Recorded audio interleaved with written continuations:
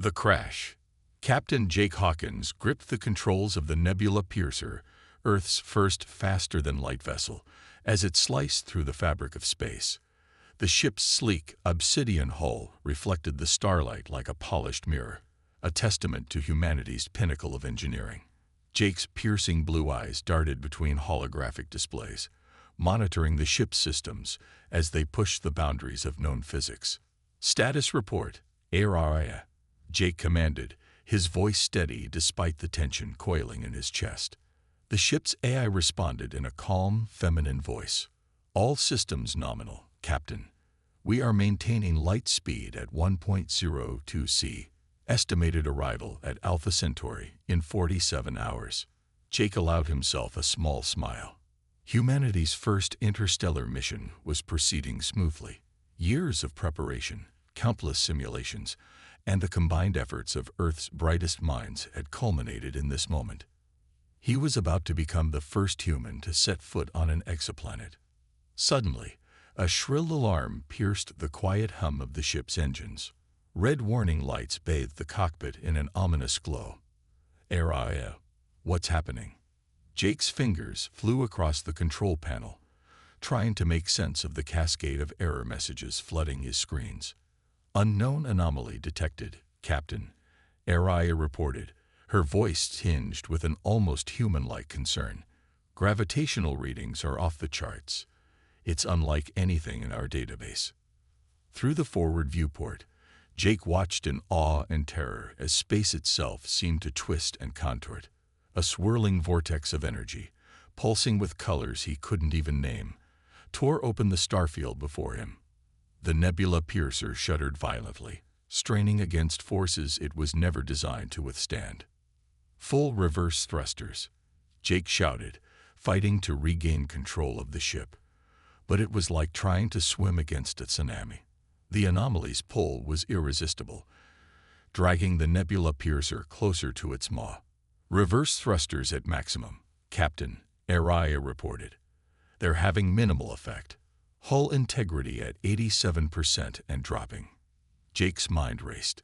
They were being pulled into the unknown, and every second brought them closer to destruction. He had to think of something fast. "Area, divert all power to the experimental phase shift drive," he ordered, his fingers hovering over the activation sequence. "Captain, I must advise against that course of action," Area cautioned. "The phase shift drive is untested in real-world conditions. The risk of catastrophic failure is—" "Noted," Jake cut her off. "But right now, it's our only shot. Initiate the sequence on my mark." As the ship groaned and buckled around him, Jake took a deep breath. The fate of the mission, of humanity's first steps into the cosmos, rested on his next decision. With a silent prayer to whatever forces might be listening in the vastness of space, he gave the command. "Mark." The Nebula Piercer lurched as the phase shift drive roared to life. For a moment, Jake felt a glimmer of hope as the pull of the anomaly seemed to lessen. But then, everything went wrong. A blinding flash of light filled the cockpit, and Jake felt as if every atom in his body was being torn apart and reassembled. The ship's hull screamed in protest as reality itself seemed to bend and warp around them. When Jake's vision cleared, his heart nearly stopped. Instead of the empty void of space, a blue-green planet filled the viewport. It looked like Earth, but wrong, somehow. The continents were shaped differently, and there was a faint, shimmering field surrounding the entire planet. "Area, where are we?" Jake demanded, his voice hoarse. Static was his only reply.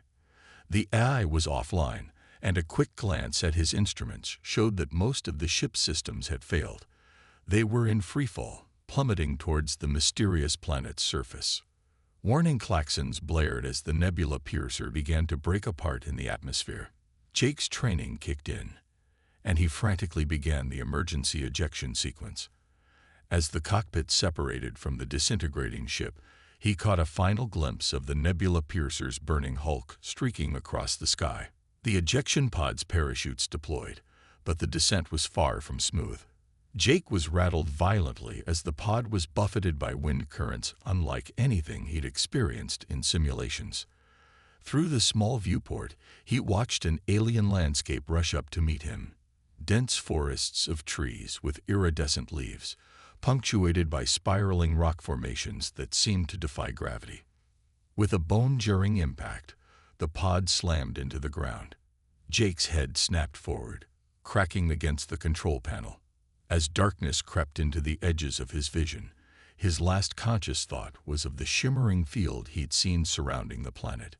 Whatever it was, he had a sinking feeling that his mission, and his life, had just become far more complicated than he could have ever imagined. The pod's hatch creaked open, letting in a gust of air that smelled of ozone and unfamiliar flora. But Jake Hawkins, Earth's brightest hope for interstellar exploration, lay unconscious and vulnerable in a world that was both familiar and alien. Unbeknownst to the incapacitated captain, a pair of multifaceted eyes watched from the shadows of the strange forest. The observer's chameleonic skin shifted, blending perfectly with the iridescent foliage. It hesitated for a moment, six-fingered hands twitching in what might have been indecision.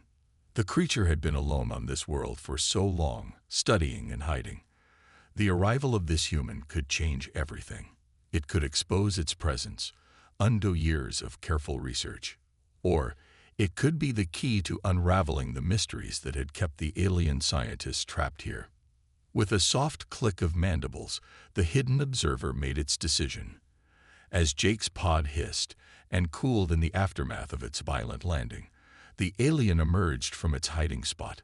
It approached the craft with a mixture of caution and curiosity, its movements silent and fluid.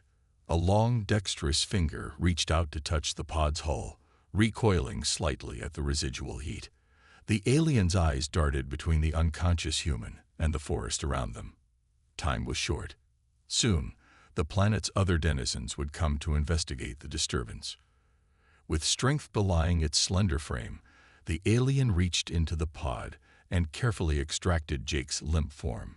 Cradling the human in its forearms, the creature took one last look around before melting back into the forest, leaving behind only the empty pod as evidence of humanity's unexpected arrival.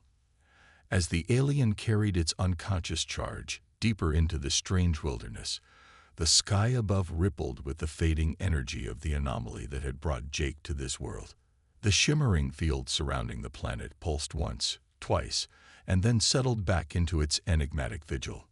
The first chapter of Jake Hawkins' unintended adventure had come to a close, but on this mysterious version of Earth, trapped in time and hidden from the cosmos, the real journey was only beginning. The unexpected savior.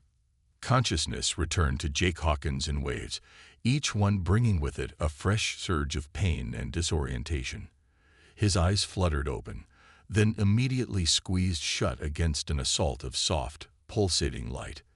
The air around him felt thick and humid, carrying unfamiliar scents of earth and something vaguely medicinal. "Aye," he croaked, his throat dry and raw. "Status report." Silence answered him. The absence of the eye's constant hum in his neural implant was jarring, leaving Jake feeling eerily alone. Forcing his eyes open once more, he tried to make sense of his surroundings. He was lying on some sort of bioluminescent moss, its gentle glow illuminating what appeared to be a vast underground cavern. Stalactites hung from the ceiling like petrified icicles, some easily the size of redwood trees. But it was the walls that truly caught Jake's attention. They seemed to pulse with life, covered in intricate patterns that shifted and swirled as he watched. Gingerly, Jake attempted to sit up. A wave of dizziness washed over him, but it quickly subsided. He noticed that the searing pain he'd felt upon impact was now reduced to a dull ache. Glancing down at himself, he was shocked to see his wounds had been treated with some kind of translucent, gel-like substance. "I wouldn't move too quickly if I were you, Captain Hawkins," a voice echoed through the cavern, its timbre unlike anything Jake had ever heard. It was simultaneously melodic and discordant, as if multiple voices were speaking in perfect unison. Jake's head snapped up, his eyes scanning the cavern for the source of the voice. "Who's there?" he demanded, trying to keep the tremor out of his voice. "Show yourself." A shimmer of movement caught his eye. From behind a crystalline formation, a figure emerged, and Jake's breath caught in his throat. The being before him was unmistakably alien. It stood nearly 7 feet tall, its slender body covered in what appeared to be chameleonic skin that rippled and shifted colors to match its surroundings. 4 arms extended from its torso, each ending in 6-fingered hands. But it was the creature's face that held Jake transfixed. Multiple eyes, reminiscent of a spider's, blinked at him independently. Below them, mandibles clicked softly as the alien spoke again. "I apologize for startling you," it said, taking a step closer. "My name is Zaxlor. I am, well, I suppose you could call me a scientist. And you, Captain Jake Hawkins, are a long way from home." Jake's mind reeled. First contact. Humanity's first encounter with an alien intelligence, and it was happening here, wherever here was, with him as the sole representative of his species. Years of training and protocols flashed through his mind, but in the end, he settled for the simplest approach. "Thank you," he said, his voice steadier now, "for saving my life. I assume it was you who treated my injuries." Zaxlor's skin rippled in what Jake interpreted as an affirmative gesture. "Yes. Your physiology is fascinating. Similar in many ways to the dominant species of this planet, yet clearly more advanced in others. Tell me, Captain, what year is it by your reckoning?" The question caught Jake off guard. 2157, he answered, a sense of unease growing in his gut. "Why do you ask?" Zaxlor's mandibles clicked rapidly, a sound Jake would later learn indicated deep thought or concern. "Interesting. Very interesting indeed. You see, Captain, by my calculations, the year on this planet is closer to 3384. Jake felt as if the air had been sucked from his lungs. That's impossible," he stammered. "We were en route to Alpha Centauri. We can't have traveled over 1,000 years into the future." "Not just the future, I'm afraid," Zaxlor said, moving to what appeared to be a makeshift console built into the cavern wall. With a few deft movements of its multiple hands, it brought up a holographic display of a solar system. "This is where we are now." Jake stared at the image, his astronavigation training kicking in. He recognized the configuration of the planets, the distinctive asteroid belt, the large gas giant with its prominent rings. That's the Sol system. We're on Earth. "A version of it, yes," Zaxlor confirmed. "But not the Earth you know. This planet has been trapped in a time bubble for centuries, isolated from the rest of the galaxy. The humans here evolved differently, adapted to changes they couldn't possibly understand. And then, they vanished." The alien scientist manipulated the hologram, zooming in on the Earth. Jake could see the faint shimmer surrounding the planet that he glimpsed before crashing. "This field is what's maintaining the time bubble. It's also what interfered with your ship systems and brought you here." Jake's mind was spinning, trying to process the implications of what he was hearing. "But why?" he asked. "Who would do this? And what happened to the humans here?" Zaxlor's skin darkened, taking on a deep blue hue that Jake would come to associate with sadness or regret. "That, Captain, is what I've been trying to discover for the past 50 years. I was part of an expedition sent to study this anomaly, but something went wrong, and I became trapped here, cut off from my own people." The alien turned its multifaceted eyes on Jake, and despite their alienness, he could see a spark of hope in them. "Your arrival changes everything, Captain Hawkins. With your help, we might finally unravel this mystery and find a way to break free of this temporal prison." Jake stood, wobbling slightly as he adjusted to the cavern's uneven floor. He faced Zaxlor, drawing himself up to his full height. In that moment, he wasn't just Jake Hawkins, lost astronaut. He was humanity's representative, standing before an alien intelligence on an Earth out of time. "All right," he said, extending his hand in a gesture of partnership. "I'm in. Where do we start?" Zaxlor regarded Jake's outstretched hand curiously before reaching out with one of its own to grasp it. The touch was strange, cool, and slightly textured, but undeniably alive. "We start, Captain," Zaxlor said, its mandibles forming what Jake could have sworn was a smile, "by showing you what's become of your world. But be warned, the earth beyond this cavern is unlike anything you've ever seen. Are you prepared for that?" Jake took a deep breath, squaring his shoulders. "Lead the way, Zaxlor. Whatever's out there, we'll face it together." As they moved towards the cavern's exit, Jake couldn't help but feel a mix of trepidation and exhilaration.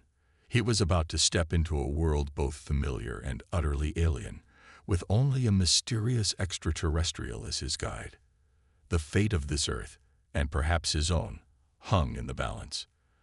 The cavern's entrance loomed before them, a portal to an altered earth waiting to be rediscovered. Jake Hawkins, the man out of time, and Zaxlor, the alien scientist, stood side by side on the threshold of a new chapter in human and alien history. Whatever lay beyond, one thing was certain: nothing would ever be the same again. A changed world.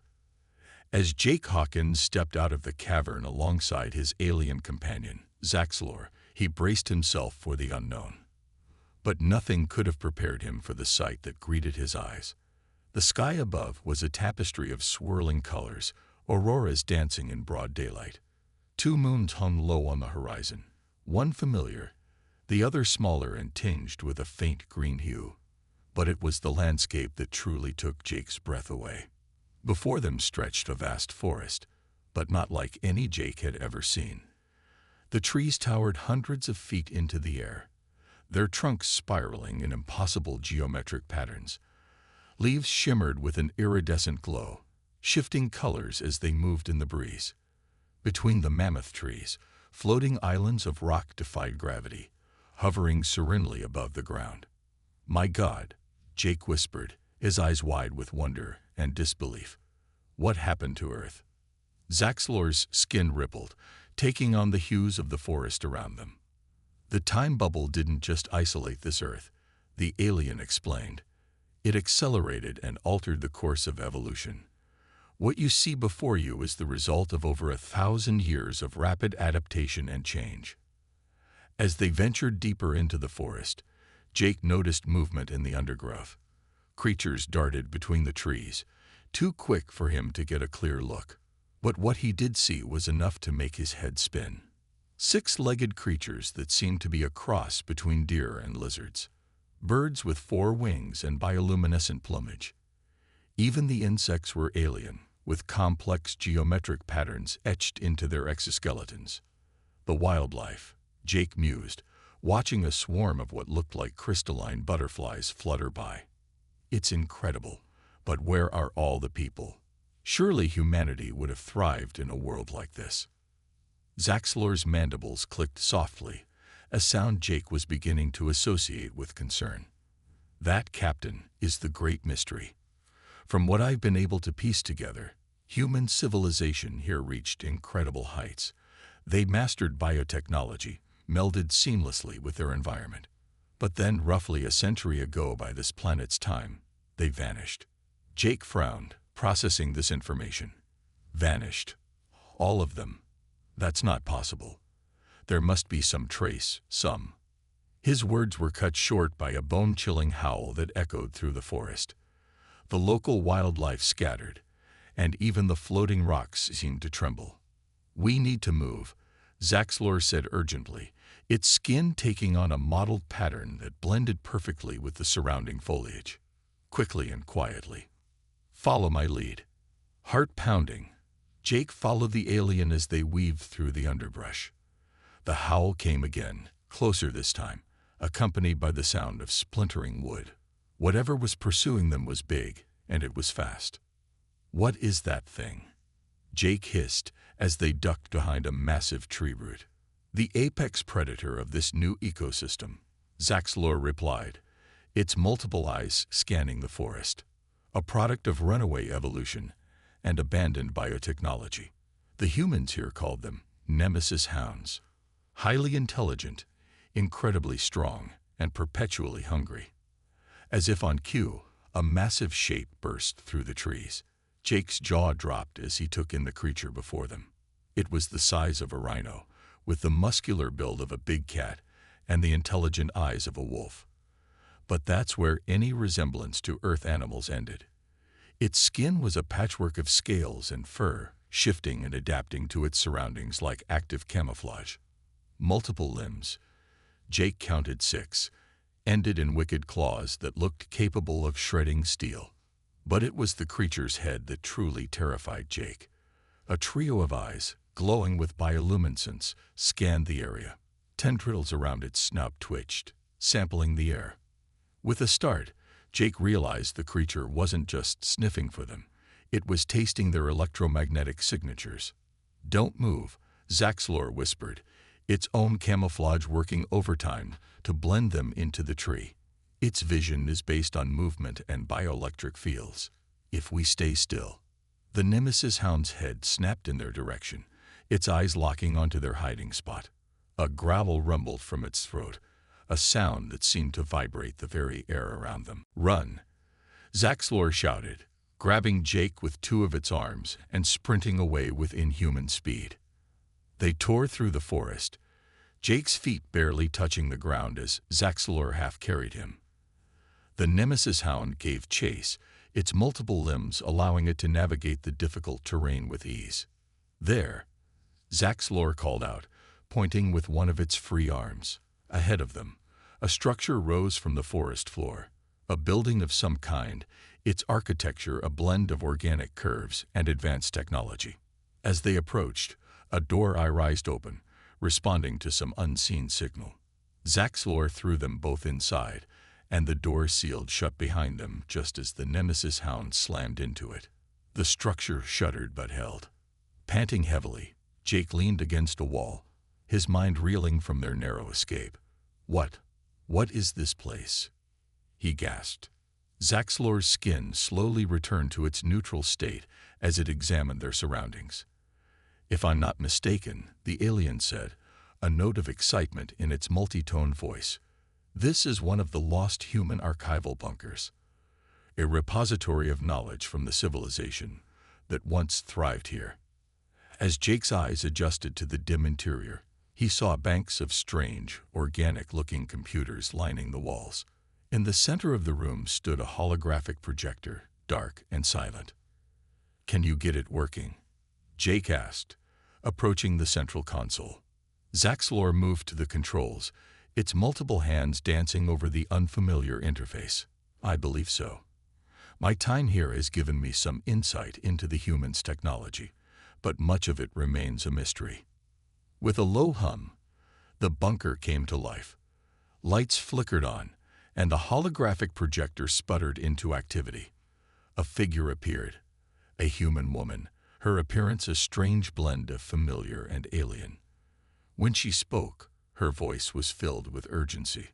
"To anyone who finds this message," the hologram said, "we are so sorry. We thought we were saving humanity, but we may have doomed it instead. The time bubble, our greatest achievement, has become our prison. We can't shut it down. We can't escape. Our only hope lies in the Nexus Protocol. Find the other bunkers. Complete the sequence. Break the bubble. Save us all." The message ended, leaving Jake and Zaxlor in stunned silence. "Captain Hawkins," Zaxlor said after a moment, its tone grave, "I believe we've just stumbled upon the key to unraveling this world's greatest mystery." Jake nodded, his mind racing with the implications of what they'd just learned. "And possibly the key to saving an entire civilization," he added. "But where do we even start?" As if in answer, a map flickered to life on one of the bunker's screens, showing the locations of other archive sites scattered across the altered landscape of Earth. "We start," Zaxlor said, its mandibles forming what Jake now recognized as a smile, "by doing what humanity does best, exploring the unknown and refusing to give up in the face of impossible odds." Jake couldn't help but smile back.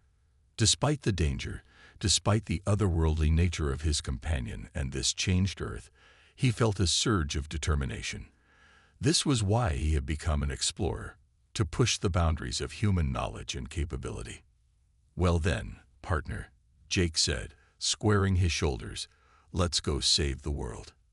Again. As they turned to study the map, the bunker's systems hummed around them, coming fully to life after decades of dormancy. Outside, the Nemesis hound's howls faded into the distance, a reminder of the dangers that awaited them. But inside this repository of lost human knowledge, a spark of hope had been kindled, a hope that would drive Jake Hawkins and Zaxlor forward on their quest to unravel the mysteries of this time-trapped Earth and perhaps find a way to set things right. Race against time. The hum of alien engines filled the air as Jake Hawkins and Zaxlor crouched behind a crumbling wall, once part of a majestic skyscraper. The cityscape around them was a haunting blend of overgrown vegetation and decaying futuristic architecture, a testament to the lost human civilization of this altered Earth. "They're getting closer," Jake whispered, peering over the wall at the sleek, silver ships patrolling the sky. "Your former colleagues aren't making this easy, Zaxlor." The alien scientist's skin rippled with a pattern that Jake had come to recognize as anxiety. "The Galactic Federation takes temporal anomalies very seriously, Captain," Zaxlor replied, its multifaceted eyes scanning their surroundings. "They believe erasing all evidence is safer than risking further contamination." Jake's hand tightened around the makeshift energy weapon they'd cobbled together from salvaged tech. "Well, they'll have to get through us first. We're not letting them erase an entire civilization." Their mad dash across the continent had led them here, to the heart of what was once Earth's capital. According to the data they'd pieced together from the archive bunkers, the planetary defense system's main control hub was hidden beneath the city. A high-pitched whine cut through the air, and Jake instinctively ducked as an energy beam scorched the wall above them. "Move," he shouted, grabbing Zaxlor and rolling away just as another blast reduced their cover to rubble. They sprinted through the ruins, weaving between towering trees that had reclaimed the city streets. Jake's lungs burned, but adrenaline kept him going. Behind them, the sound of pursuit grew louder.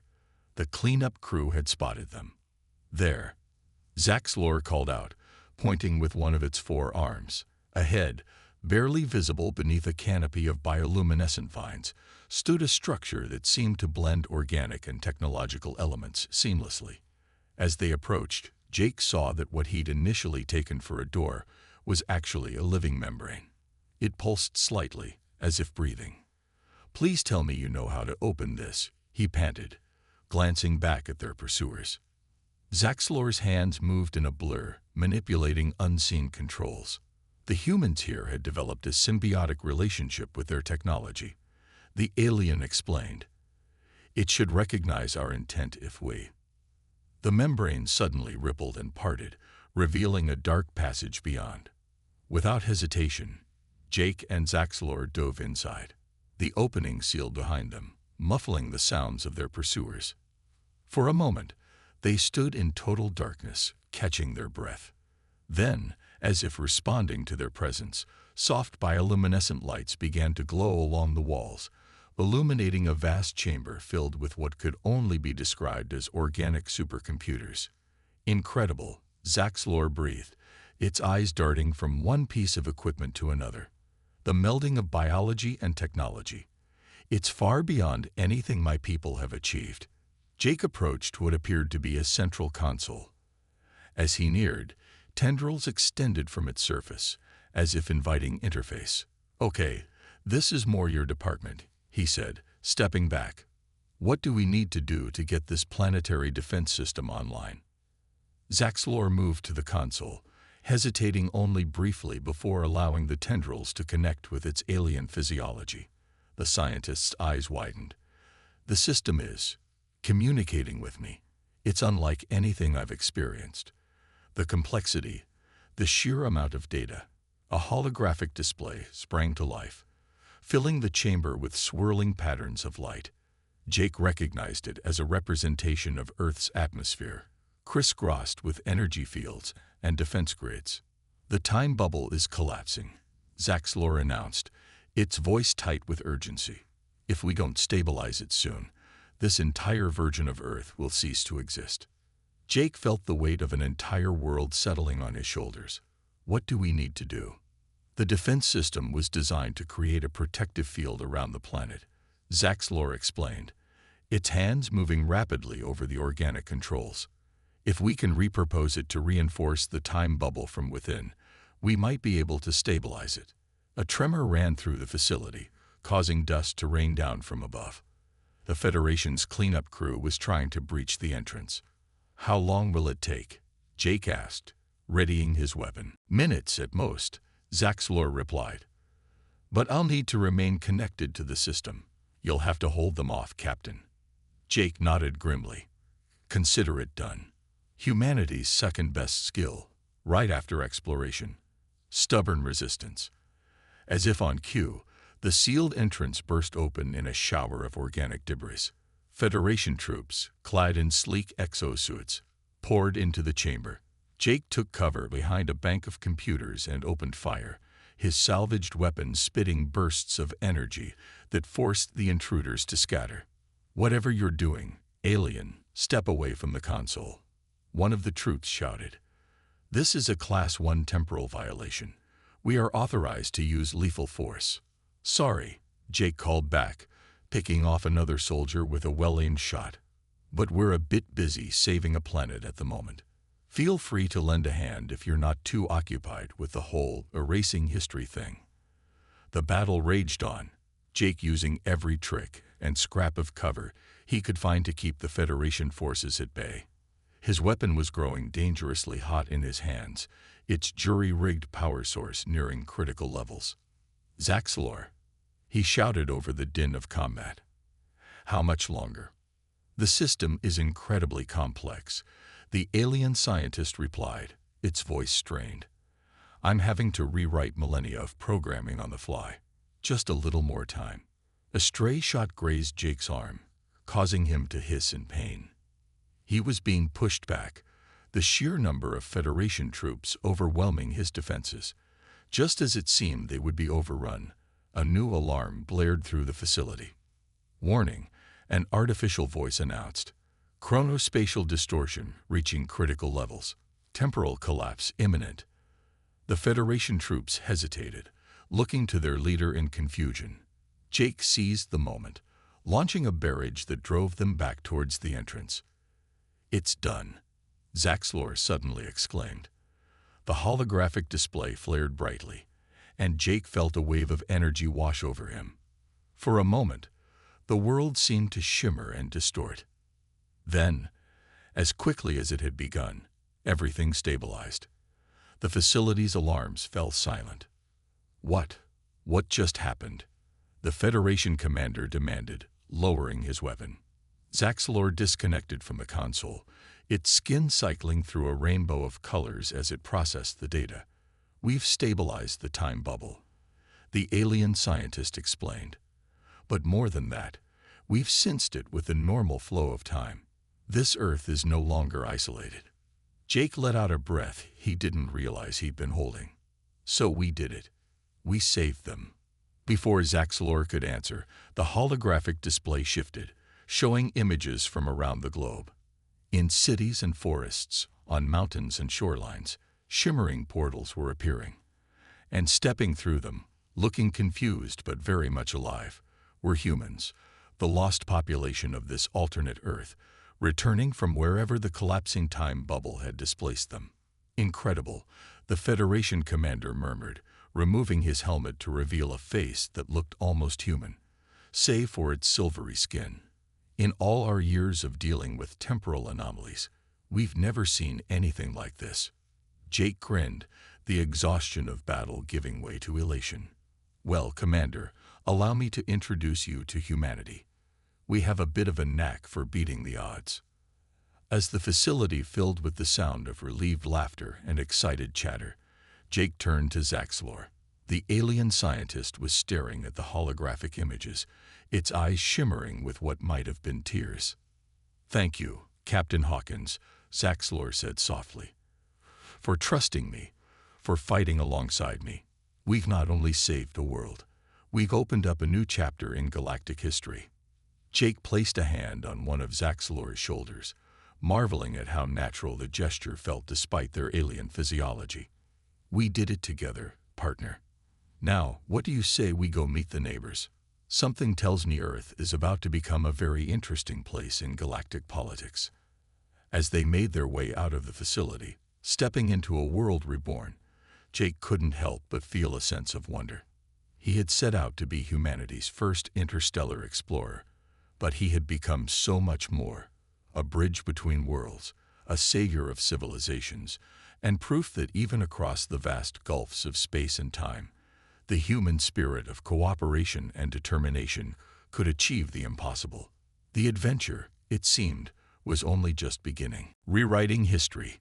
The shimmering energy of the time bubble enveloped Jake Hawkins, and for a moment, he felt as if he were everywhere and nowhere at once. Colors swirled around him, fragments of timelines flashing before his eyes. Then, with a jolt that rattled every atom in his body, he found himself back in the cockpit of the Nebula Piercer. "Captain Hawkins," Ari's familiar voice rang out, "we are approaching the anomaly. Shall I initiate evasive maneuvers?" Jake blinked, his mind reeling as he processed what had just happened. He was back at the beginning, moments before his ill-fated encounter with the time bubble. But this time, his head was filled with knowledge of a future, or was it an alternate present, that he had lived through. "No, Aria," he said, his voice steady despite the turbulence of emotions within him. "Maintain course, and open a channel to Earth Command. Priority Alpha." As Aria complied, Jake's hands flew over the controls, making minute adjustments to the ship's trajectory. He knew exactly where to position the Nebula Piercer to safely interact with the anomaly without being pulled in. "Earth Command here." A gruff voice came over the comms. "This is Admiral Chen. What's the situation, Captain Hawkins?" Jake took a deep breath. What he was about to say would change the course of human history.